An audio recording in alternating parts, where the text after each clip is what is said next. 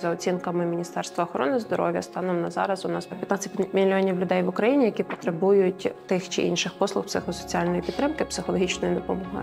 І фізично неможливо покрити всіх доступом до психологічної допомоги. Проект за підтримки Європейської комісії постраждалого населення в Україні спрямований на те, щоб допомогти населенню в Україні. Завдяки цьому проекту ми маємо можливість навчати першій психологічній допомозі і медичних працівників.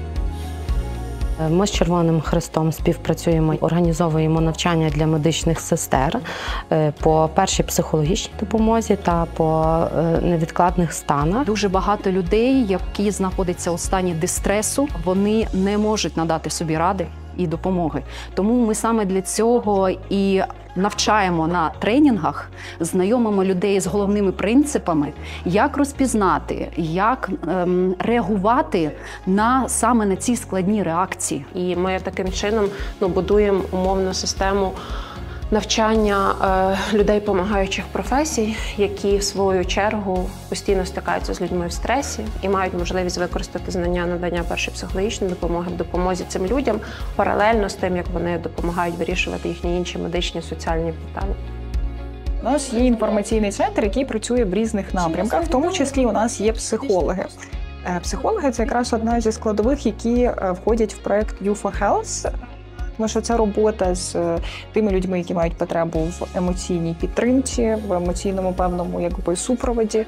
І в нас є оператори-психологи, які допомагають людям справитися з тими чи іншими ситуаціями. Особливість цього проекту в тому, що в нас є можливість в тому числі побудувати систему підтримки наших волонтерів і співробітників, які безпосередньо є тими, хто працюють і надають допомогу постраждалому населенню.